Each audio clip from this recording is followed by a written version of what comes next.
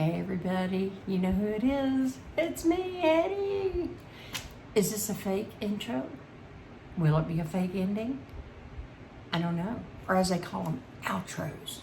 So, anyway, let me share with you how I make my Italian sausage. Now, these next several videos coming up, I don't know how many, I've lost count, I've made so many. I've been kind of doing the camera work on my own. I've tried to be over at my stove. If you're a regular watcher, then you already know this is my permanent rig over here where I'm at, where I've got my overhead camera and all that stuff permanently set up. Over there, it's just me and my iPhone for now, okay? So sometimes my lighting isn't exactly perfect. It's not where I want it to be, and there's so much going on. I can't worry about trying to make a little portable rig. And to be honest with you, with some things going on right now, I wouldn't even be strong enough to deal with it myself anyway. So, it's a tripod and me, and in some of these videos, it might be me holding my camera, maybe with this hand, so I can stir with my right hand. So, please forgive any camera mess ups, but I think you will be able to see it very well and get the gist of it. I mean, the iPhone camera is pretty good, but if it's not, and if it's a mess up, blame me. So, and I do know I'm working on lighting right now, but I can't do everything right now. So I got to just do one thing at a time that I can, little by little. So anyway, let's get started. I'm going to hush up rambling.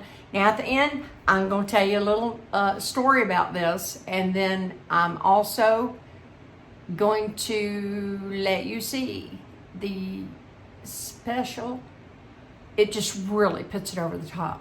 The special ingredient I add at the very end when I serve that you wouldn't expect with this dish, but it just puts it over top, like I just said. Okay, let's get on Italian sausage. You can't beat Italian sausage. And this is such a simple recipe, easy to adjust, and I'll have all the information, like I always do, down below. The rule of thumb. This is more of a rule of thumb kind of recipe. Anyway, I'm going to bring this to a boil. I'm topping them off with water. That's it. I put them in a stock pot, topped them with water, and I'm going to bring this up to a boil. So after they come to a boil, I'll bring you back. But I just want to say, 2 of my 3 sons and my husband, this is their absolute birthday meal request every time. So you gotta try it. Okay, I'll bring you back when they're boiling. As you can see, they've come to a boil, and now I'm gonna boil them, like I said, in between 20 and 30 minutes, because that's just how I do it. That way you're basically working with a done sausage. And these are not pre-cooked, and I do go in and give it a little stir, and I bring the top ones from the bottom, etc., like that, and then I kind of pat it all out so it gets under the water as much as possible. Now I've got 3 tablespoons of butter and a couple of teaspoons of oil in my pan. I'm going to melt this, and then I'm going to show you, we're going to start sauteing. I have 4 onions in here, and as you can see, I've just cut them into thin strips. Not too thin, just a pretty good size that'll saute pretty good. And I'm going to saute these off. Onions are adjustable. You definitely want onions in this dish. And I usually use 1 onion per package. Although I'm doing 5 pounds of sausage, I'm doing 4 onions because they were large. Okay, I added them in, and we're just going to saute these off. I'm not caramelizing them like I've done in other videos. These are just going to be sauteed. And then my next thing is, as they're cooking down, I'm going to add my peppers, but I always start my onions off, let them start getting soft. So I let them go for 5 or 6 minutes before I add the peppers in. Okay, I'll bring you back when I do that. I just wanted to show you how well everything's boiling now. I'll probably go about another 15 or 20 minutes because putting the lid on made it, I just have been so busy. I normally always do that. I'm sorry for the light reflection. So I just want to show you. I also wanted to show you how well the onions are doing after I covered them. They're doing just like I want. Oh, getting a little brown. That's good. I probably should cut the fire down just a little bit. That's all right. That's all going to be good flavor. All right, I'm going to cut the fire down just a little bit. And I'm going to go ahead and add in my peppers. Get that going. Give it a little good stir. And then I'm going to come back and check this after, since I've adjusted the fire. I'm going to come back and check this in about 4 or 5 minutes. Okay? I'll see you in the next segment. Okay. As you can see, my onions are starting to become translucent. The bell peppers are almost where I want them. I'm going to leave the cover off now and finish off about maybe another 4 or 5 minutes. Because this is the way I like them. You can do this part how you want to do it, but I'm only showing you how I do it. It makes for better flavor. Okay. I'm just showing this with a little voiceover really quickly. My onions and peppers on the left side, and at the same time boiling the Italian sausage on the right side. And if you hear a lot of water and some rumbling, we were in the middle of a severe thunderstorm as I recorded this. Next segment coming up. Okay, these are absolutely beautiful. As you can see, I'm trying not to steam up the camera lens, but these are beautiful. They've got just a little bit of, just barely any liquid at the bottom, and that will finish cooking off, and I've taken the heat off. These couldn't be more gorgeous. Everything's just right. I'm going to remove this from the heat now.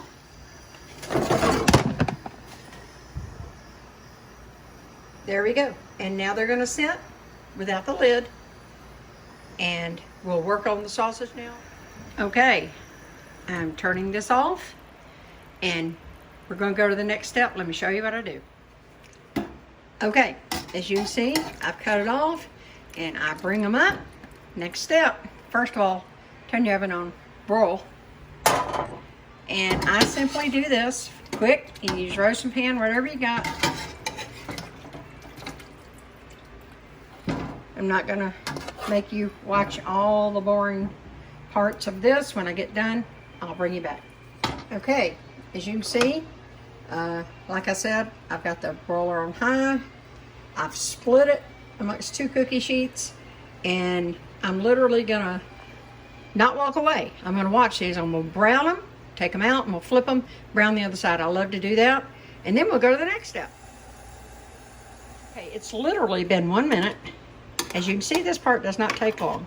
I'm literally gonna just flip them all and put them in for probably just another minute.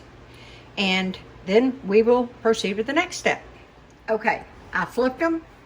And what I'm gonna do now is I'm gonna flip this to the side that this one was on. In other words, this one was on the right side when I went in, this one was on the left. So what I'm gonna do now is I'm gonna put the left pan on the right side of the oven and this one on the left. Just flip them. And that'll make them brown a little more even. Okay, and now, as you can see, I'm taking them off the cookie sheet and away from the stove because I want them to cool down just enough for me to handle so I can go to the next step.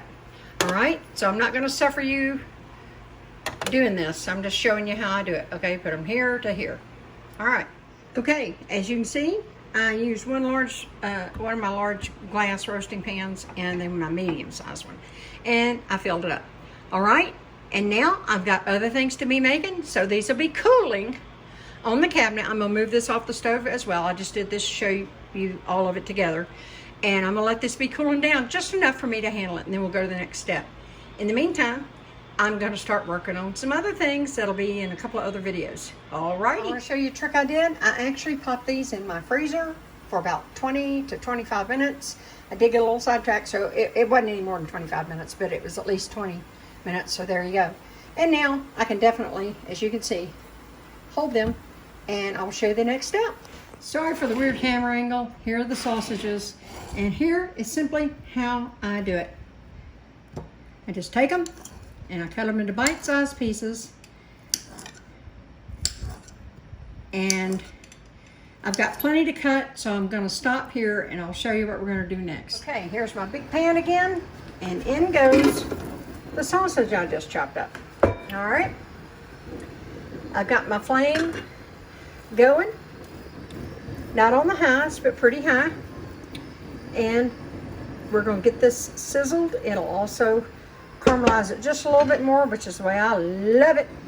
Of course, it's actually cooked now, and you can go ahead and add your vegetables in. Okay, I had a malfunction and I added the vegetables in. I was showing you, but somehow it didn't videotape. My fault, I'm sure. Anyway, I added them in. I'm just mixing them up. I'm keeping my heat on medium high. And I'm going to mix this up, heat it all the way through, which won't take but a couple of minutes. And then we will be ready to serve this over rice. My friend is done. You can see the steam all the way over here. I hope the camera's picking that up. And this is gorgeous. And now, let me make you a plate. You will love this. You will love this. It is so good. Alrighty, a beautiful bed of rice, steaming hot rice, and I'll have that in another video just showing how I make my rice, topped with my secret weapon, my sweet and sour sauce. Yes, we put sweet and sour sauce on our vegetables and our Italian sausage. It is so good. Y'all are going to have to try this. You can adjust it for your family. I'll have the rule of thumb recipe down below to give you a guide. And if you try this, you know, you don't have to even cut them like I did. You could also cut them longwise, whatever you want to do. But you got to try it, that's for sure. Well, how does that look? Are you going to be putting some Italian sausage in your buggy at the grocery store? I hope so. It's so easy. If you had your bell peppers and onions really all the way done, and maybe some roasted garlic you can throw in there, in other words, already ready to go and from the freezer, you'd speed this up. And honest to goodness, the boiling part, you could do the boiling part of the sausage, cool it off, put them in Ziploc bags, and throw them in the fridge overnight. So then when you get home, you could even slice them up, throw them in the Ziploc bag, throw them overnight, or whatever you put in, you know, a covered thing. Put them in the fridge. You come home from work, you get your skillet going, you throw in your onions and bell peppers and your garlic if you want a little garlic. You don't want to go over the top with the garlic on this because the sausage is, you don't want to take away from the sausage, the flavor of the sausage. But a little bit of garlic is good.